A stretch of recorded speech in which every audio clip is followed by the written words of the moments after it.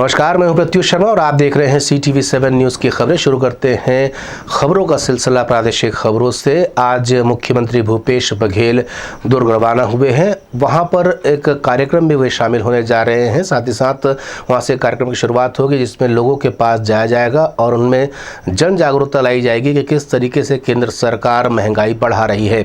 वहीं उन्होंने मीडिया से चर्चा करते हुए अपनी कार्यकारिणी की बैठक के संबंध में भी जानकारी दी। भिलाई में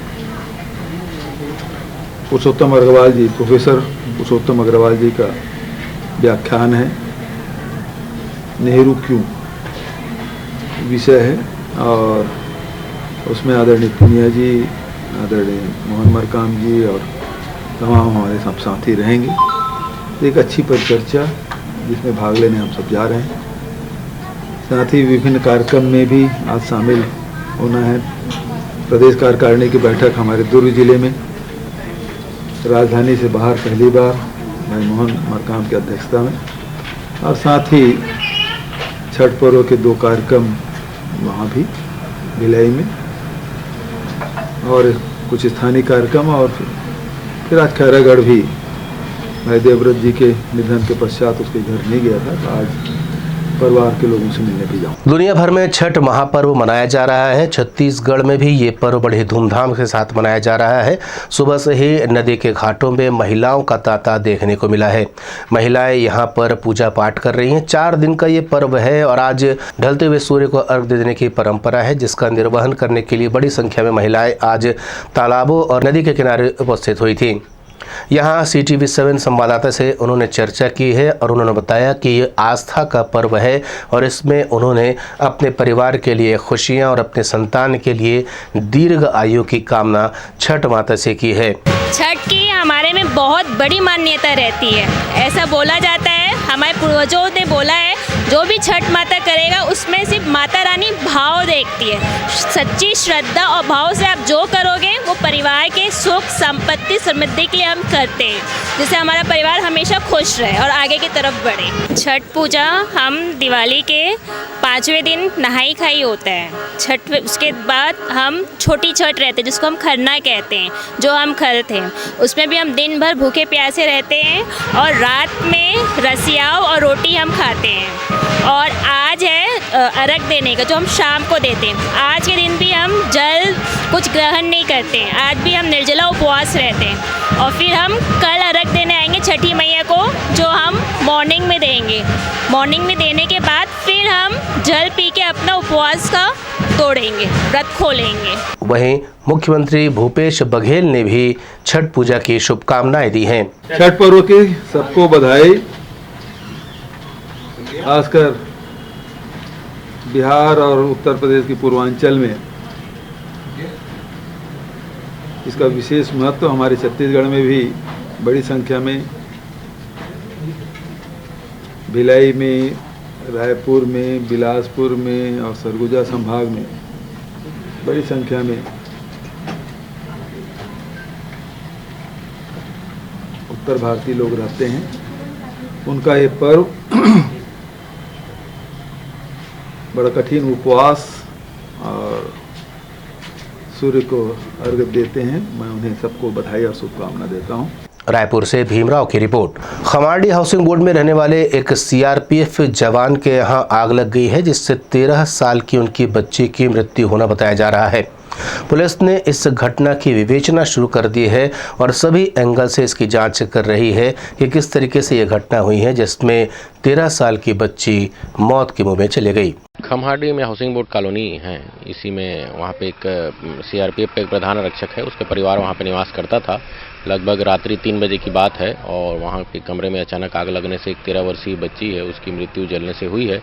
आग लगने का कारण उन्होंने शॉर्ट सर्किट बता रहे हैं, अभी जांच किया जा रहा है। जांच के पश्चात इसमें स्थिति स्पष्ट हो पाई। छत्तीसगढ़ शासन के मंत्री मोहम्मद अकबर का पुतला दहन पूरे प्रदेश में किया जा रहा है। लगभग हर वार्ड से ये खबरें हमें मिल रही हैं कि मोहम्मद अकबर का पुतला दहन किया गया है। कवर्धा में एक तरफा कार्यवाही की जा रही है, जिसकी नाराजगी आज देखने को मिली है। कार्यकर्ताओं का कहना है कि जब 2 पक्षों में विवाद था तो एक पक्ष को पूरी तरीके से छूट देना, जबकि दूसरे पक्ष पे ऐसी धाराएं लगा देना जिससे आज तक उनकी जमानत नहीं हो सकी है। जिसको लेकर के हिंदू समाज में खासी नाराजगी है। न सिर्फ कवर्धा बल्कि राजधानी रायपुर सहित प्रत्येक जिले और प्रत्येक वार्ड में मोहम्मद अकबर का पुतला दहन किया जा रहा है। ये जो पुतला दहन होते हुए आप देख रहे हैं, ये मोहम्मद अकबर का है। इसके जलने के थोड़ी ही देर बाद यहाँ पर पुलिस पहुँच गई और कार्यकर्ताओं के साथ झूमा झटकी भी हुई, लेकिन उससे पहले ये पुतला आधा जल चुका था। बताया जाता है कि हिंदू समाज में काफ़ी आक्रोश है, क्योंकि ये एक तरफा कार्यवाही है जिसको लेकर के वे जगह जगह प्रदर्शन कर रहे हैं।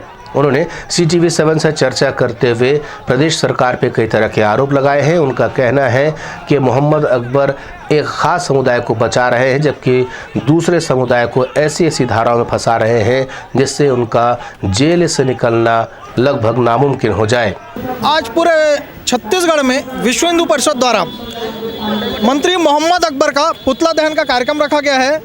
चूँकि पिछले माह में जिस तरह से कवर्धा में 5 तारीख की जो घटना हुई, हिंदू समाज पे बर्बरतापूर्वक वहाँ के SSP, कलेक्टर और IG के द्वारा स्वयं मोहम्मद अकबर मंत्री के द्वारा सह दे के प्रशासन को हिंदू समाज पे जो बर्बरता लाठीचार्ज की गई है उसकी क्षमा मांगे, अन्यथा मोहम्मद अकबर अब भूल जाएं कि इस छत्तीसगढ़ में आप किसी भी 90 में से किसी विधानसभा से हिंदू समाज की ताकत पे जीतने का कोई ऐसा औचित्य रखेंगे, क्योंकि आपको आज विधायक और मंत्री बनाने वाला हिंदू समाज है।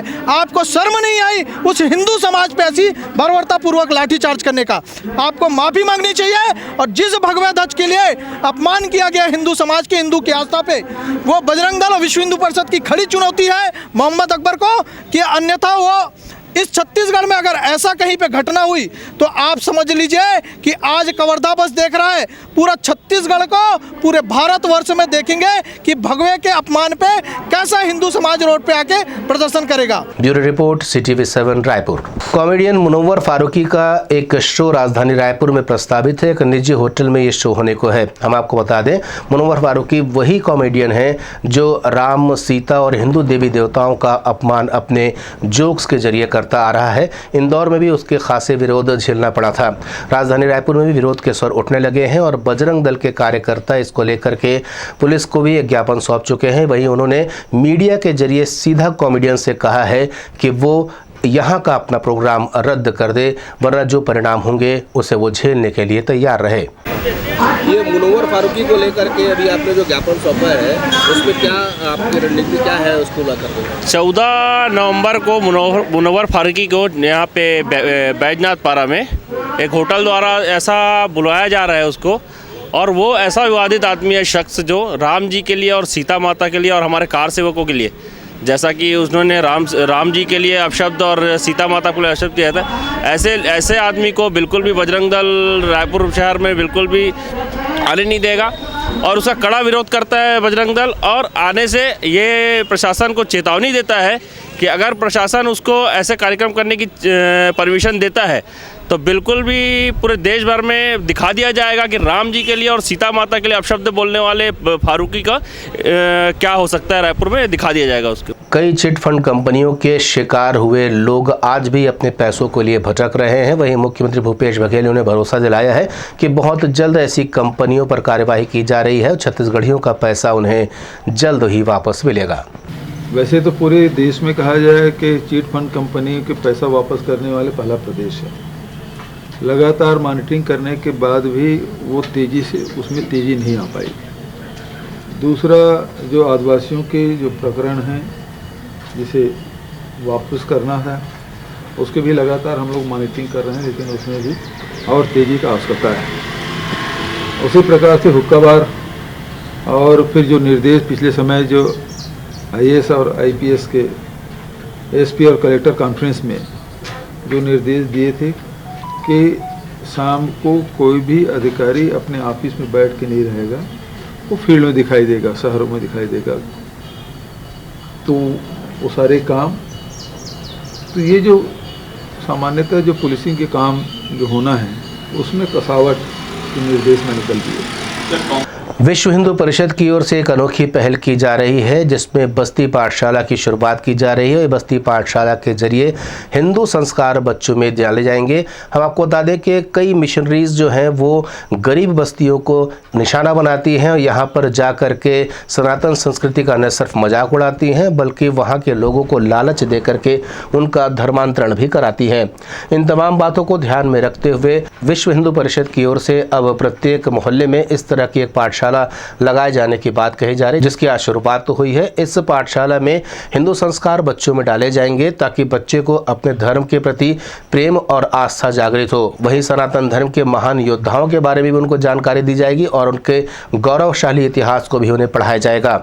इस संबंध में CTV7 को विश्व हिंदू परिषद के रमेश मोदी ने जानकारी दी। बस्ती का पाठशाला का अर्थ ये साथ में संस्कार केंद्र भी है। 1 घंटा बच्चों को हम पढ़ाएंगे विषय, गणित में कमजोरों को गणित पढ़ाएंगे, दोनों विषय में कमजोरों को पढ़ाएंगे और आधे घंटे का संस्कार देंगे। सबसे पहले आप उठिए, धरती माता को प्रणाम करिए। धरती माता को प्रणाम करने के बाद में घर जितने बड़े हैं, माँ बाप और बड़े, सबको प्रणाम करिए। फिर स्नान करने के बाद में हनुमान चालीसा का पाठ करिए। फिर भोजन करने के पहले भोजन मंत्र पढ़िए आप।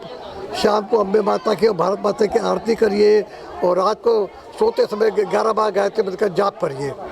और जितने भी यहाँ महापुरुष हैं उनकी सब जयंती आती है, उन महापुरुषों की जयंती के बारे में हर 15 दिन बीच में कार्यक्रम होगा। फिर महाराणा प्रताप कौन थे उनको बताएंगे, शिवाजी कौन थे उनको बताएंगे, रविदास कौन थे उनको बताएंगे। जितने महापुरुष हैं उनकी किताबें भी यहाँ पर आ चुकी है, उनको पढ़ाएंगे, उनमें संस्कार डालेंगे। जब उन बच्चों में संस्कार पड़ेगा तो यहाँ जो ये धर्मांतरण जो हो रहा है, हमारा मूल उद्देश्य है धर्मांतरण को रोकना। हर उद्देश्य हमारा एक ही उद्देश्य है, किसी भी हाल में धर्मांतरण यहाँ पर बस्ती में नहीं होना चाहिए। ऐसे हम 111 जगह चिन्हों वाले 111 जगह में बिल्कुल ये हमारा मास्टर प्लान था, पहला था। इसी तरह 111 बस्ती में वो छाटेंगे और सब काम पे आशीर्वाद बना है। संत जी का आशीर्वाद हम पे हमेशा रहता है। संत जी भी एक हमको बोरिया कला में बना के देने वाले, एक स्कूल दे रहे बनाकर, एक मंदिर दे रहे, एक पाठशाला दे रहे। बहुत। Bureau report CTV7 Raipur. CTV7 की खबरों में फिलहाल इतना ही। नए समाचारों के साथ आपसे फिर होगी मुलाकात। तब तक मुझे दे अनुमति। नमस्कार।